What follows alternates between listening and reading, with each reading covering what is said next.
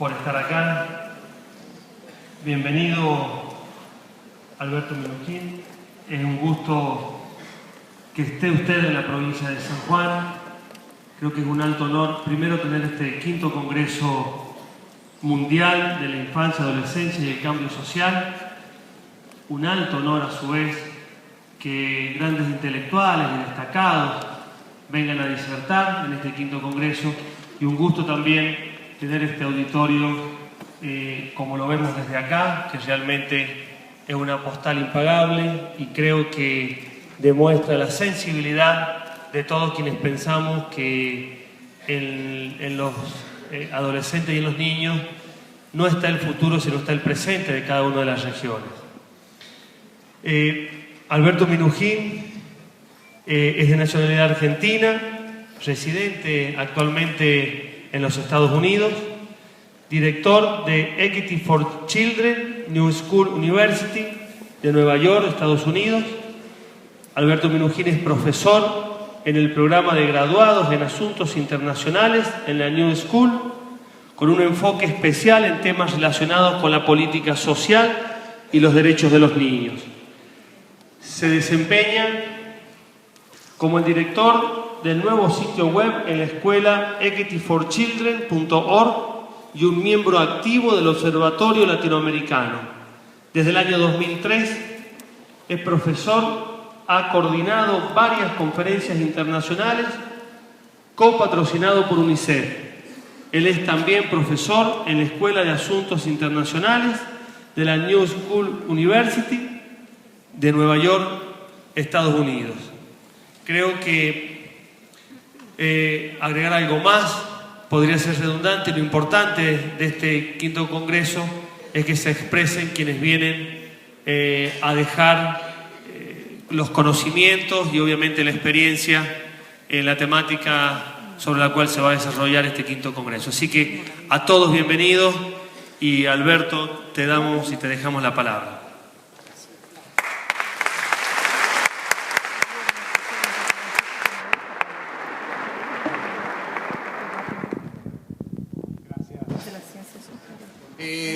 Buenas tardes.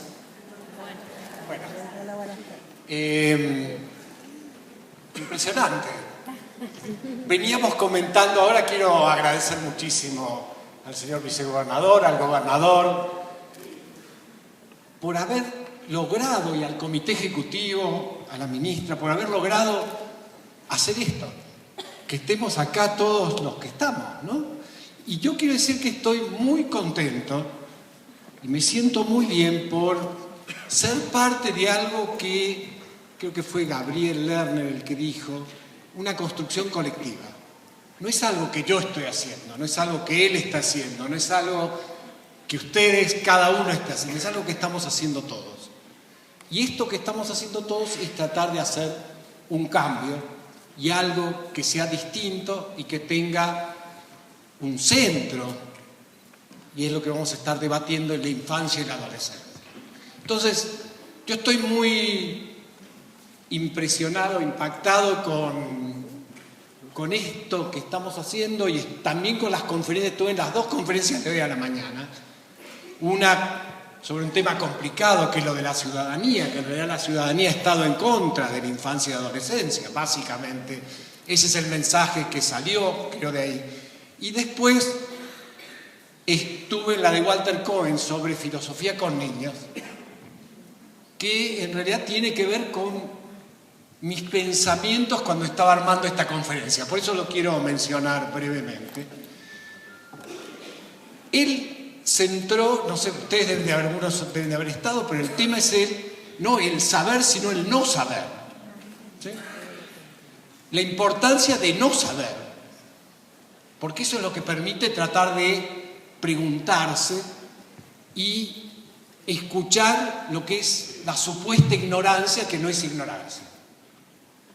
Entonces, él recalcó mucho la idea de las preguntas, pero no las preguntas para que otros te las contesten, sino las preguntas para que nos las contestemos nosotros mismos. Y de alguna manera este fue lo que anduvo en mi cabeza, si bien lo mío tiene otro orden y voy a tratar de hablar también de la globalización y de las tensiones de modelos, etc. Pero también todo el tiempo me estaba autocuestionando qué es lo que quiero decir, cómo lo quiero decir. Cuando lo estaba preparando para uno de los temas que quiero tocar, volví a un libro de Italo Calvino, que creo que es un libro extraordinario, fue el último que escribió antes de morirse, que se llama 6 propuestas para el próximo milenio. Y en realidad, él dejó notas para una séptima, que no era una propuesta, pero el tema de la séptima era el arte de comenzar. Entonces yo dije, sí, claro, el arte de comenzar. Él dice, cuando vamos a empezar algo, y yo lo pienso que es en la vida, en lo que estamos haciendo, pero justamente en una charla como esta, en la cual hay un tiempo, Cohen se refirió al tema del tiempo también, y al no tiempo. Pero bueno, hay un tiempo y hay ideas, entonces tenemos un espacio infinito. Queremos decir muchas cosas, pero en realidad después tratamos de seleccionar y ser selectivos. Entonces, en esta lucha entre el infinito y el mínimo, yo ahora que estoy residiendo, yo resido parte en Estados Unidos y parte en la Argentina, así que me balanceo entre los dos lugares, pero ahí me enseñaron que uno en una conferencia puede dar una idea. Me parece un poco, ¿no? Pero en realidad ahora, viendo lo de Cohen y la filosofía con niños, en realidad uno no da ideas. Uno trata de pensar con los otros, ¿sí? ¿Qué es lo que yo voy a tratar de hacer? 3 temas, básicamente. El primero y central, que es el tema que yo he estado trabajando, es alrededor de los temas de pobreza, pero de pobreza ligado a la equidad, vista como una medida de la justicia social. No la equidad como equidad en sí misma, como una normativa, sino vista como un resultado de la justicia social. Es decir, no está separado, no es la equidad una medida que es independiente del concepto de justicia social, porque el concepto, lo conceptual es la justicia social.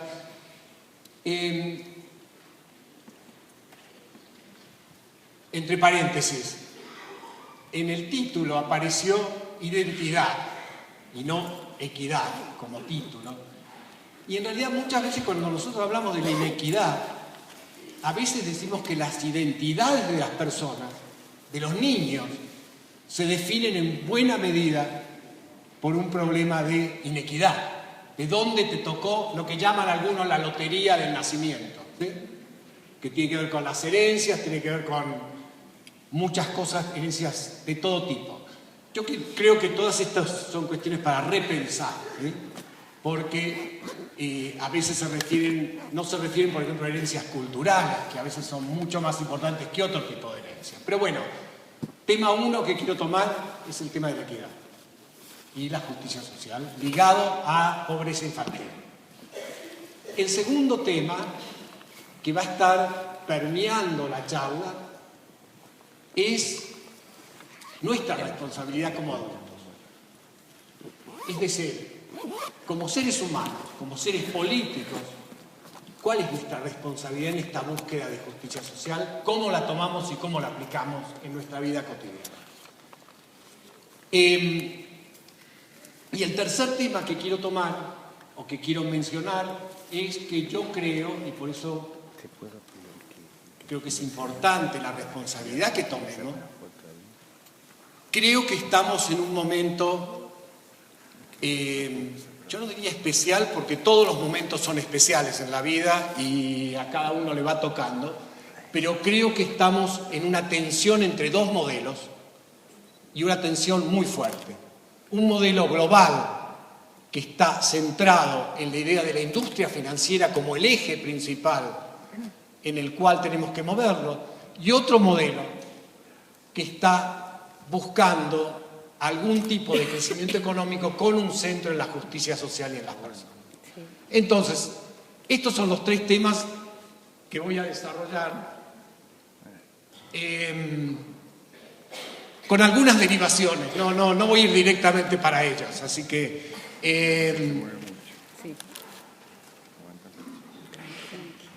Yo quería entonces empezar la charla, después de marcar los tres temas, porque esto es lo que yo quiero dejar claro, son estos tres puntos, pero quería empezar con el título del Congreso, dedicarle un minuto a esto, porque además tuve la suerte de ser parte del grupo, y quiero felicitar al grupo que organizó este Congreso, y yo tuve alguna participación, no demasiado, traté de colaborar, hice lo que pude, no demasiado creo, pero bueno, algo hecho, y discutimos el título, ¿sí?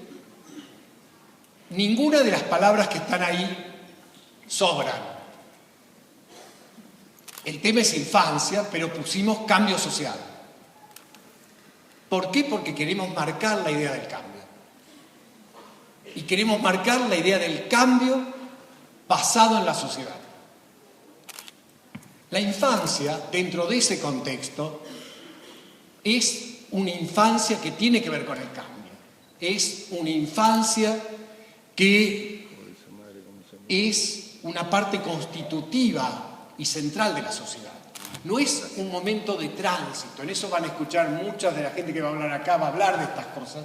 No es un tránsito a ser adultos, es el momento de la infancia, es una categoría social, cosa que no figura en la sociología como categoría, pero pensamos que tiene que constituirse en una categoría, y una categoría que habla justamente de lo nuevo, es la posibilidad de lo distinto, la posibilidad de tener derecho a ser distinto, tener derecho a reaccionar, a estar en contra.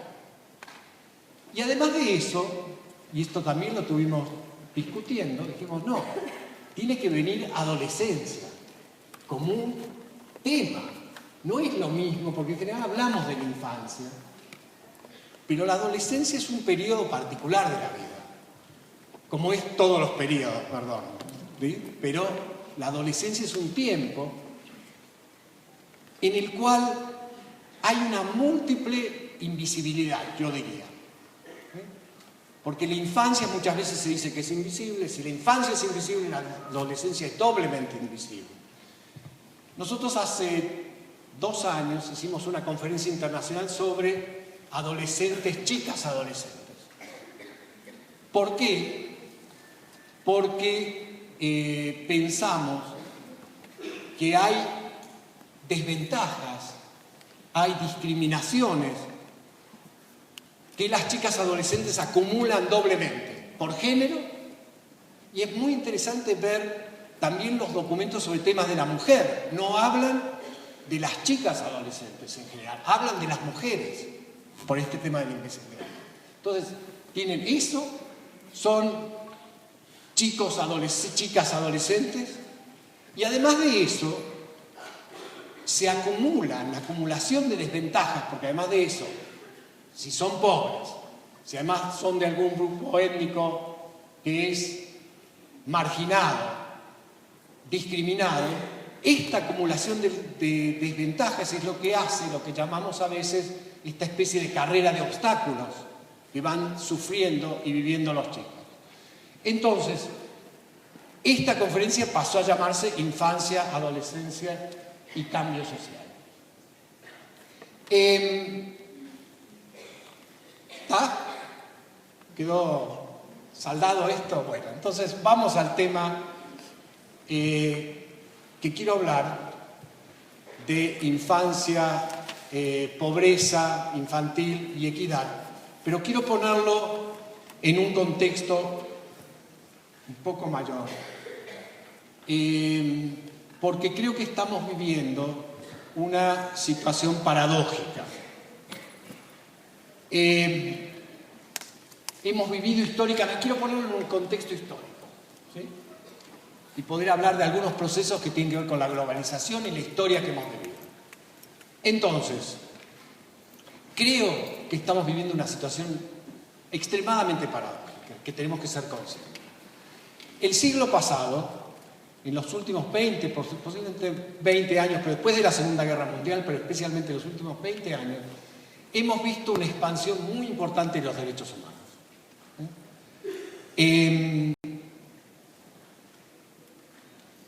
Pero al mismo tiempo hemos vivido una de las situaciones de máxima expansión de las inequidades. Las distancias entre los ricos y los pobres, entre los países ricos y los pobres, entre los ricos y pobres al interior, en un periodo de altos beneficios en la humanidad, se ha extremado. Como dice Nancy Fraser, trabajó mucho estos temas, ¿sí? Y ella menciona que el siglo pasado fue el siglo en el cual se ha ido pasando de la lucha por la distribución, que ha sido básicamente la lucha de lo que se llamaba la lucha de clases, la lucha de sectores sociales, la lucha de los sectores obreros, a la lucha por las identidades. Y ha habido también una crisis de las luchas por la distribución. Yo creo que si bien esto es cierto, porque es verdad, el movimiento feminista probablemente ha sido el que inicia fuertemente esta pelea por la identidad, ¿sí? La inicia, la gana en algunos aspectos, pero no la termina de ganar, porque son luchas a largo plazo, y me voy a referir a esto en particular después.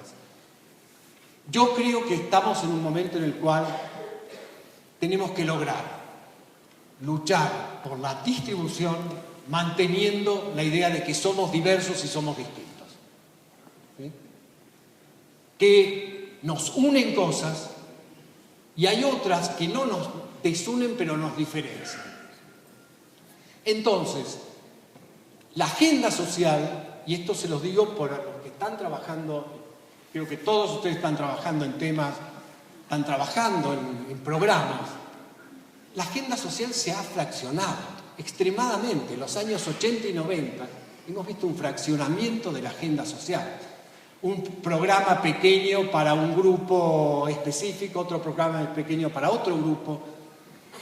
Y hemos visto desaparecer algunos programas horizontales que ahora están reapareciendo con esta idea que viene del lado de los derechos, con la idea de la ampliación de derechos. Y quizás la asignación universal es uno de estos programas, ¿sí? Que trasciende la idea de pequeñas cápsulas para hacer algo más general. Entonces, lo que estamos viendo es algo que los que armaron el estado de bienestar ahí en los 50, o los teóricos del estado de bienestar, Titmuss básicamente, británicos, ellos ya decían, miren, en el tema derechos, y si miramos la evolución de los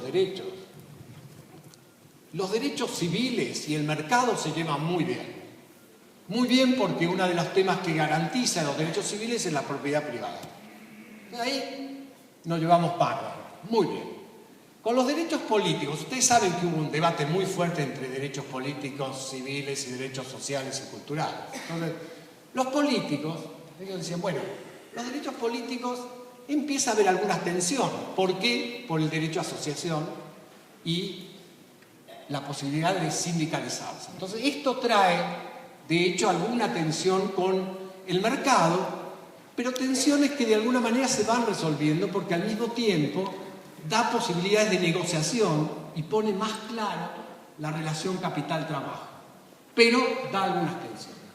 Ahora, con los derechos sociales, estas tensiones aumentan para decir que en alguna medida son contradicciones. ¿Por qué? Porque es lo que se llama el derecho positivo, porque requiere acciones positivas para, por ejemplo, que todos tengan educación, o que todos tengan vivienda, o que todos tengan salud de calidad. Para eso hace falta algo llamado recursos. Y en una sociedad capitalista, para que haya recursos, hay que sacarle a algunos y darle a otros. Y la forma de sacarlos es una estructura impositiva básicamente, que esto crea tensiones muy fuertes en el mercado, con el mercado capitalista, y no hablemos de lo que son toda la parte nueva de derechos, que son derechos comunes, porque todos estos son derechos individuales, ¿sí? Los derechos de medio ambiente, que son derechos claramente colectivos, ¿sí? Estos tienen una oposición, ya no es tensión, es oposición con el sistema capitalista. Entonces, el neoliberalismo extremó estas contradicciones. ¿Sí? ¿Por qué?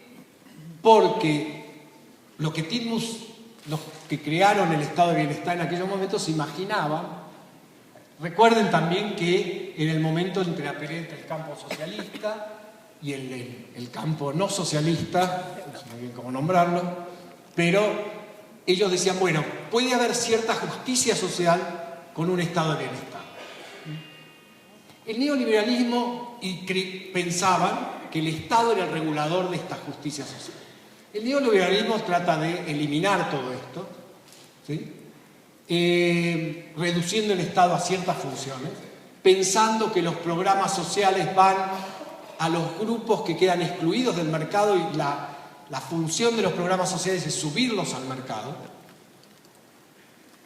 Y esto ha tenido un impacto negativo que hemos sufrido fuertemente en América Latina.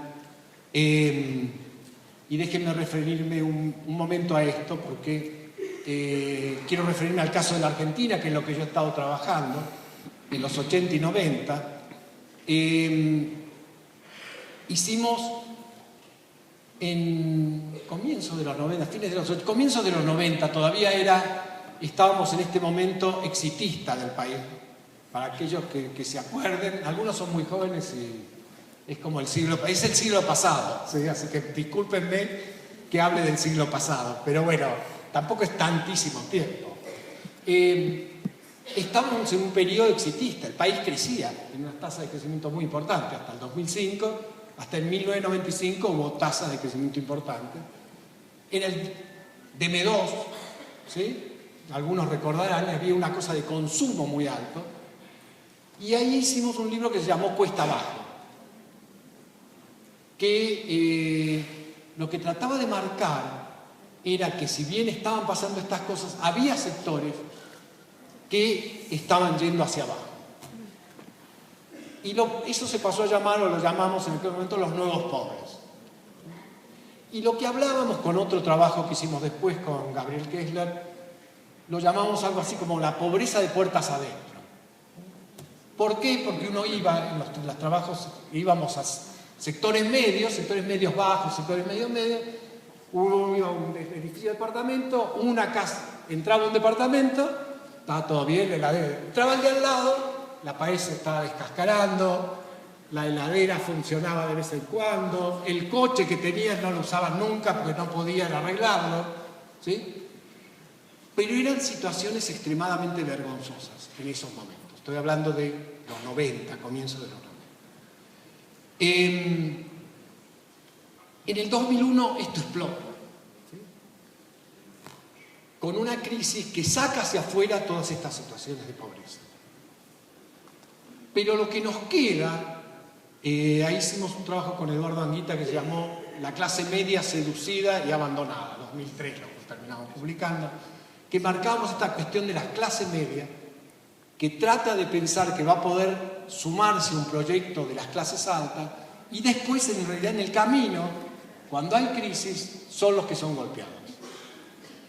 Pero lo que quiero decir que, como esto, lo que quedó, lo que nos queda, es una sociedad heterogénea. La heterogeneidad en sí mismo no tiene nada de malo, porque todos somos heterogéneos, pero nos queda una sociedad fraccionada, con grupos excluidos, grupos semi-incluidos, grupos que están en niveles muy altos. Esta es la sociedad con la que estamos trabajando. Y esta es una de las dificultades que tenemos. Lo digo con más seguridad en el caso de la Argentina, pero sin duda alguna pasa en los otros países de América Latina. Y una cosa que que me gustó, la semana pasada estaba viendo una de las entrevistas, hay un señor francés que ha estado bastante la semana, Jean-Luc Mélenchon, me refiero a Mélenchon, no sé si lo han visto en los él es de la oposición francesa y está tratando de formar un grupo como un nuevo pensamiento y paradigma. Y él decía algo que me gustó, pero bueno, que en Francia ellos piensan que sus hijos van a estar peor que ellos. Y que él lo que observaba en la Argentina es que la gente con la que hablaba no pensaba lo mismo, que pensaba que sus hijos iban a estar mejor. Si esto es así, cosa que yo no tengo la comprobación en sí, pero creo que existe la percepción en todo caso, implica un cambio total a los trabajos que yo les había mencionado y que estábamos haciendo antes. Porque si hay algo que marcó la sociedad argentina de los años 80, 90, es esta idea de la crisis y de que en realidad nuestros hijos iban a estar peor de lo que estábamos nosotros, ¿sí? Y que iban a sufrir situaciones de escolaridad, situaciones de X cantidad de situaciones peores que las nuestras. Entonces,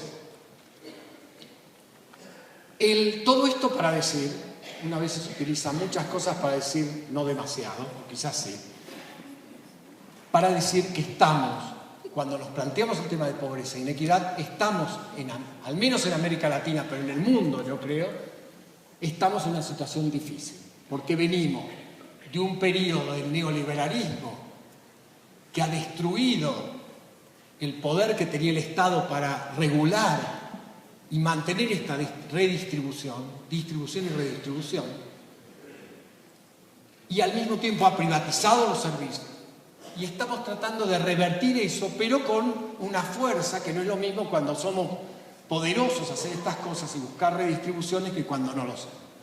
Además de eso, el siglo XXI, ya llegando ahora, el siglo XXI también se presenta con características muy especiales, y la característica fundamental es la importancia de lo que se llama la industria financiera. Es decir, el mercado financiero es mucho más importante que el mercado productivo, que eso ya lo era hace tiempo, pero también es más importante que el mercado de consumo, que eso es más novedoso. Entonces, esta fuerza del mercado financiero ha traído cambios en la forma en que vivimos todos los días, especialmente en los países desarrollados, pero también en los nuestros. No se preocupen, estas cosas suenan en los peores momentos, ¿no? Siempre pasa, ¿no? Desarmado. Bueno,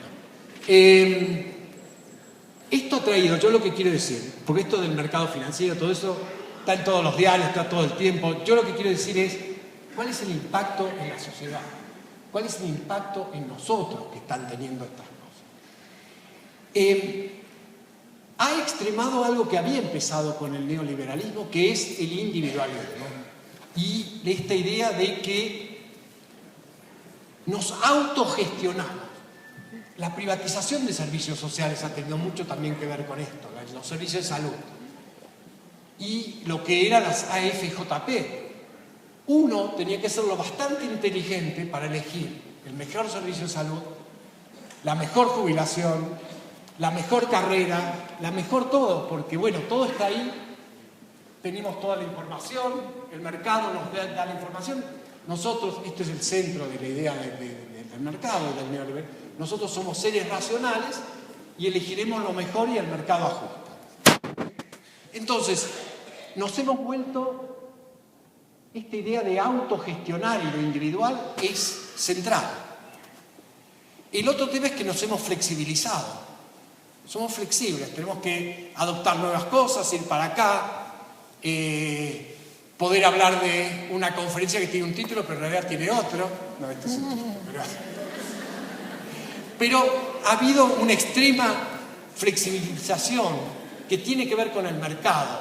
Hay unos trabajos, Richard Sennett es un americano que ha trabajado en algo, y tiene un libro que se llama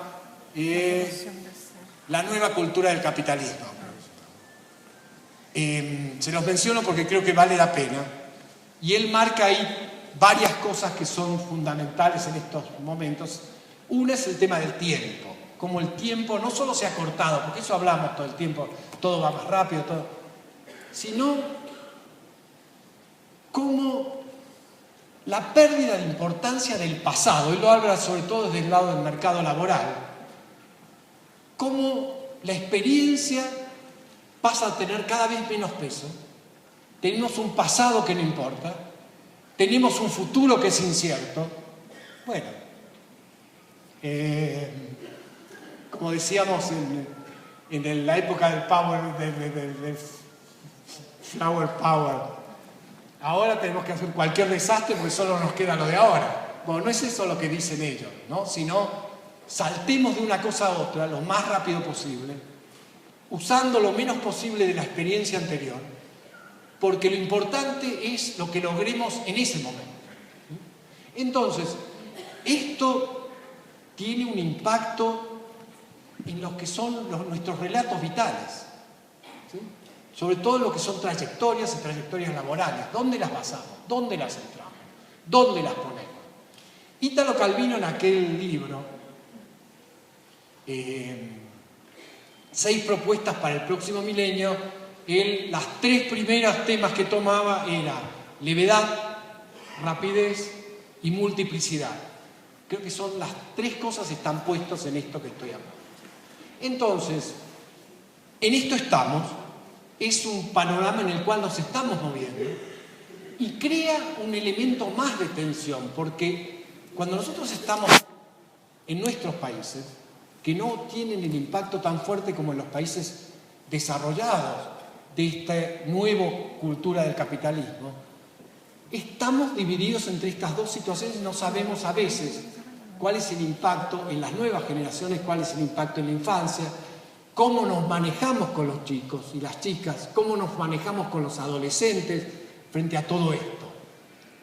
¿Rescatamos el pasado? ¿No rescatamos? ¿Para qué? Queda todo en el olvido, no sirve para nada, porque nosotros mismos somos, bueno, yo soy totalmente crítico de mi propio pasado, ¿sí? No porque lo niegue, me parezca mal, pero soy crítico. Cuando veo lo que he resultado, digo, bueno, en realidad yo esperaba otro resultado, no era esto lo que esperaba. Pero todos son procesos que tienen que ver con el pasado. Y en un país como la Argentina, creo que se ha hecho mucho peso en decir, no nos olvidemos del pasado. Cosa que es importante, pero yo lo que quiero decirles es que entra en directa colisión con estas tendencias globales. Estemos preparados para eso, por eso lo estoy mencionando. Entonces, el tema para todos nosotros es cómo trabajar una suerte de contracultura. Cómo trabajar en algo que podríamos llamar el derecho a la resistencia. ¿Sí? Cómo resistirnos a estas cuestiones más globales que nos van envolviendo, nos van metiendo, nos van centrando. Y se nos van metiendo y no sabemos muy bien cómo hacer, porque parte de eso tiene que ver con nuevas tecnologías, con nuevas cosas que muchas de ellas son absolutamente bienvenidas. Entonces, ¿cómo nos movemos? ¿Sí? Entonces, con todo esto es donde tenemos que pensar cómo avanzamos para eliminar realmente el tema de la pobreza infantil y avanzar en una sociedad más justa, con justicia social e inclusiva. Y quiero insistirlo, porque a veces nos tomamos un tema, tomamos el tema infancia, tomamos el tema inequidad, y no vemos estas, y hay otras más que yo no he nombrado, pero que seguramente cada uno de ustedes va a pensar en otras cosas que están confluyendo y que nos debilitan y nos complican la tarea si no las tomamos en cuenta, si no pensamos. Posiblemente no tengamos respuesta de muchas de las cosas, si no tengamos más preguntas, pero creo que es importante hacérselas. Entonces, si hay una violación masiva en todo el mundo de los derechos humanos, es la pobreza. Y si hay una que es extrema, es la pobreza infantil.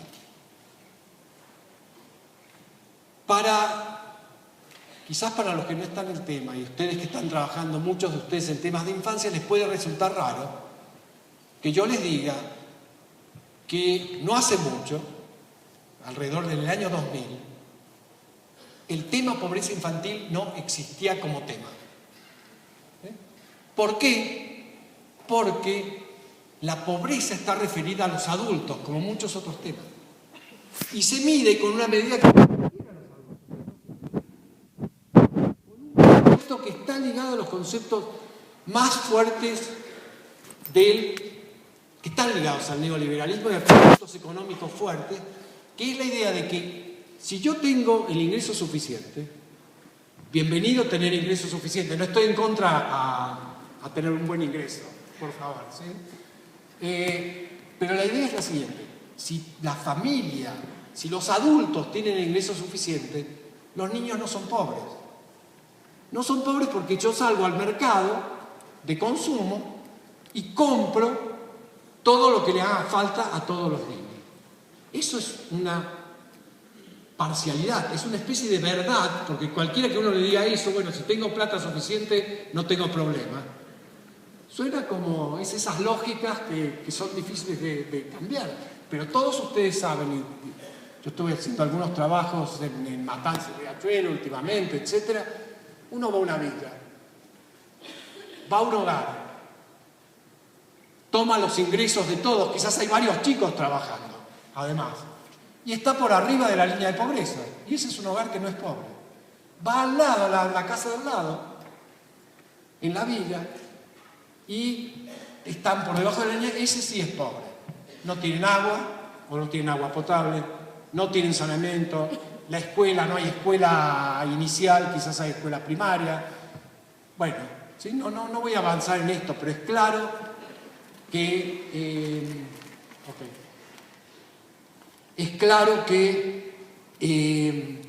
la pobreza infantil es distinta de la pobreza adulta. No quiere decir que no haya relación y que no tenga que ver. Mucha gente ha trabajado en esto en estos últimos 10 años, y la pobreza infantil es parte de la discusión y de la agenda en algunos países, y ha traído dos cosas. Uno, que no hay discusión, que es multidimensional, ¿sí? No es solo ingresos, sino que hay otro montón de cosas que tenemos que ver. Y segundo, ha traído algo que tiene que ver con los derechos de la infancia, posiblemente por coincidencia y confluencia, pero la idea es que no estamos tratando de satisfacer necesidades. Lo que estamos tratando es de satisfacer derechos, que es totalmente distinto. Estamos tratando de cumplir con derechos, ni siquiera satisfacerlos, ¿sí? Estamos tratando de promover y asegurar derechos, ¿sí? Y buscar formas para que la gente pueda asegurar sus propios derechos. Eso es un cambio muy profundo respecto a necesidades. Y el tema de pobreza infantil no podemos tratarlo como el tema de pobreza, no podemos tratarlo sin discutir el tema de la equidad y la justicia social. Porque aquella visión de que en realidad mirábamos a los más pobres, hacíamos algún programa para pobres y con eso los subíamos al mercado y el mercado arreglaba el resto, eso es lo que sabemos que no funciona. Entonces, si queremos justicia social, estamos hablando de equidad.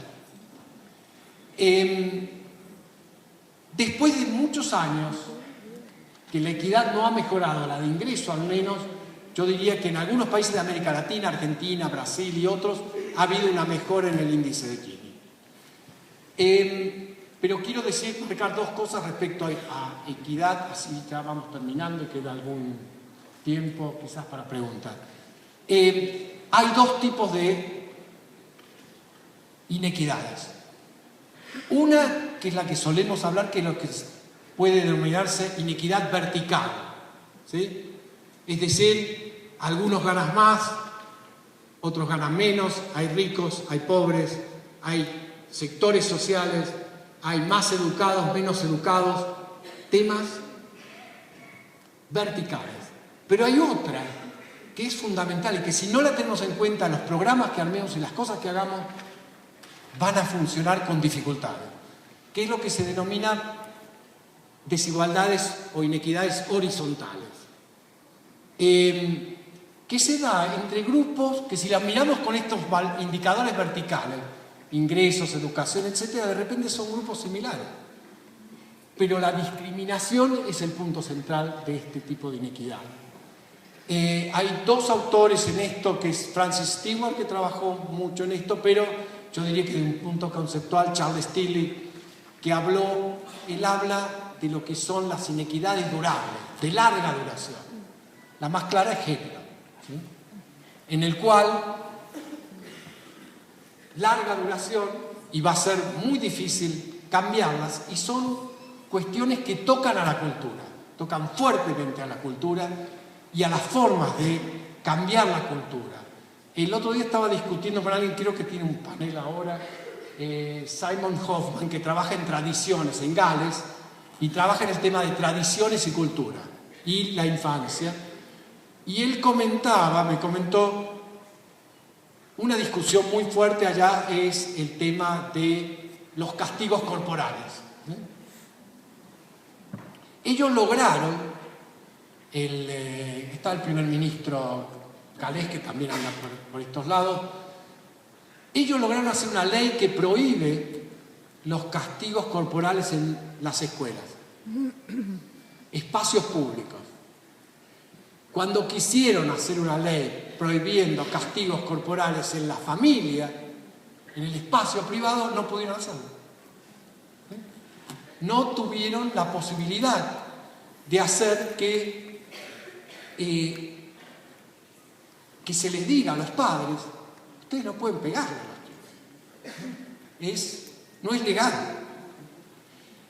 Y también me impresionó, hay una encuesta, también me enteré en estos días, por eso se los menciono, que hizo la UBA, la sociología de la UBA, de la Universidad de Buenos Aires, que les preguntaba, era a través de percepciones y opiniones respecto a distintas cosas. Por ejemplo, ¿qué opina del matrimonio igualitario?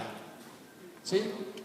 Entonces, en eso había lo que esperaban: 40% a favor, 25% en contra, 15% no sabe, no contesta.